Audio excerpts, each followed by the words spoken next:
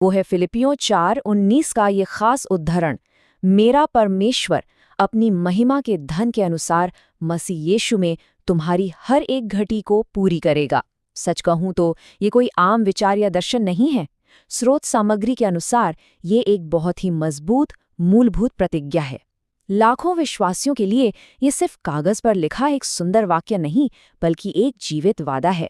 ये साफ तौर पर सिखाता है कि जीवन में चाहे कोई भी कमी क्यों न हो, एक ईश्वरीय प्रावधान हमेशा मौजूद रहता है।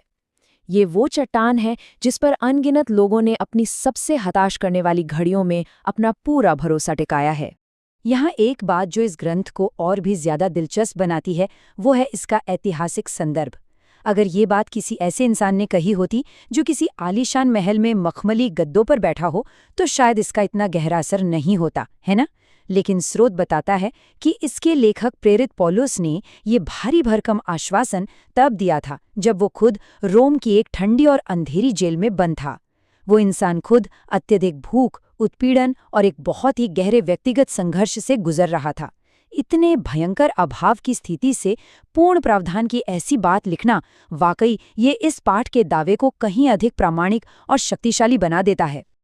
खैर, अब सवाल ये उठता है कि जब लोग मुश्किल में प्रार्थना करते हैं और तुरंत कुछ नहीं होता, तब क्या? ये एक बहुत बड़ा मनोवैज्ञानिक संघर्ष है। ऐसा लगने लगता है कि प्रार्थनाएं किसी ने सुनी ही नहीं। लेकिन यहाँ स्रोत सामग्री इस दुविधा को बहुत ही बेहतरीन तरीके से सुलझाती है।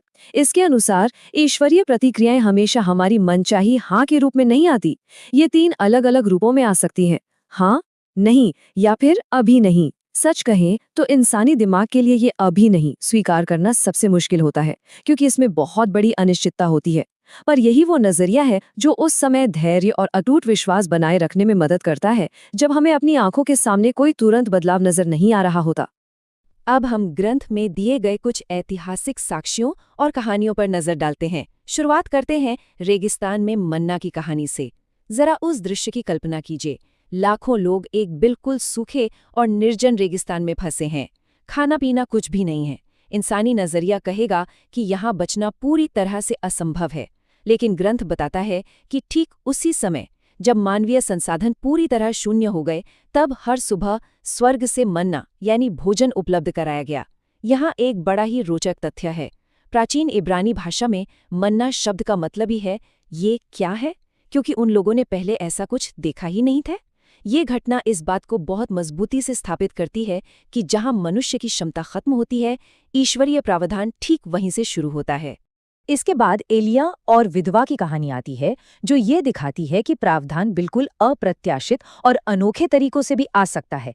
एक ऐसे समय में जब पूरे देश में भयंकर अकाल पड़ा था और भुखमरी मची थी, तब एलिया के पास मदद पहुंचने का तरीका बिल्कुल हैरान करने वाला था। कौवों के जरिए खाना पहुंचना, ये एक बहुत ही गहरी विडंबना है।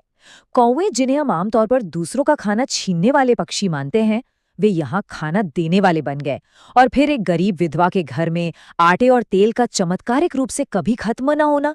ये साफ दर्शाता है कि जब मदद आनी होती है तो वो उन दिशाओं से भी आ सकती है जिनकी कोई इंसान सपने में भी कल्पना नहीं कर सकता।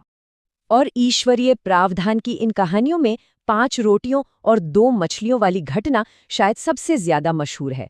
एक विशाल भीड़, शाम का ढलता हुआ वक्त और खाने के नाम पर सिर्फ 5 रोटियां और 2 मछलियां। गणित के हिसाब से देखें तो यह बिल्कुल नामुमकिन है। इतने सारे लोगों के लिए ये कुछ भी नहीं है। लेकिन यहाँ जो नजरिया सामने रखा गया है वो ये है कि जब कोई अपने पास मौजूद उन बेहद सीमित संसाधनों को पूरी तरह समर्पित कर देता है, तो परिणाम कितने प्रचुर हो सकते हैं। ये कहानी हमें सिखाती है कि शुरुआत में जो चीज़ बहुत ही छोटी, सीमित या अपर्याप्त लगती है, समर्पण के बाद उसमें बहुतायत में बदलने की एक बहुत विशाल क्षमता होती है। इन ऐतिहासिक कहानियों से निकलकर अब हम इसके व्यावहारिक मनोविज्ञान की तरफ आते हैं। यहाँ तुलना की गई है चिंता में जीने और प्रार्थना में जीने के बीच। हम सब जानते हैं कि चिंता में जीना कैसा होता है। ये मन की शांति छीन लेता है, रातों की नींद उड़ा देता है और सारी मानसिक ऊर्जा निचोड़ लेता है। जब भारी कमी का सामना करना पड़े तो घबराना एक बिल्कुल स्वाभाविक इंसानी प्रतिक्रिया है। लेकिन दूसरी तरफ प्रार्थना में जीना है। ग्रंथ इसे एक सक्रिय, सकारात्मक और आशा से भरे अभ्यास के रूप में प्रस्तुत करता है।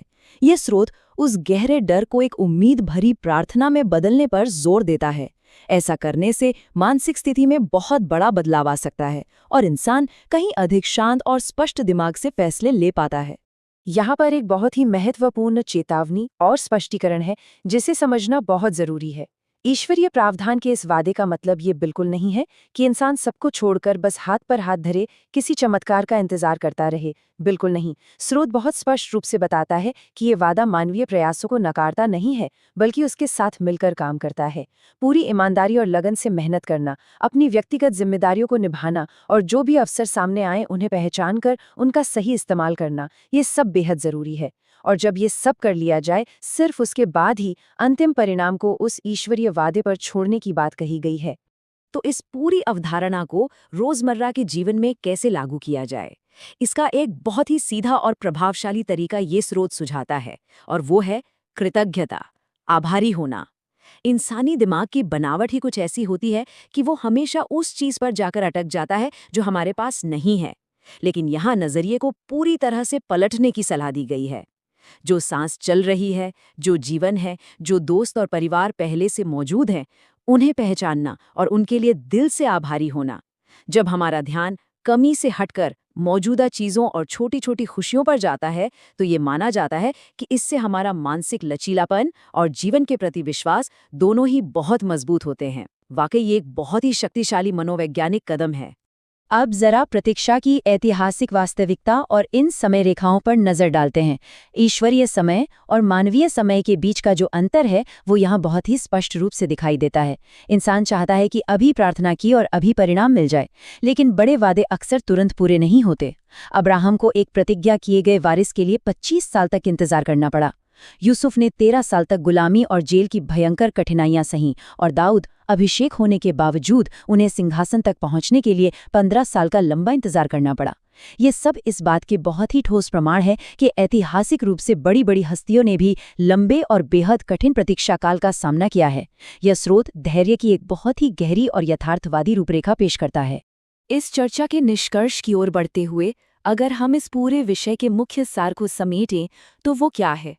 देखिए, पैसा, नौकरी, अर्थव्यवस्था और यहाँ तक कि लोग, ये सभी ऐसी चीजें हैं जो समय और हालात के हिसाब से कभी भी बदल सकती हैं।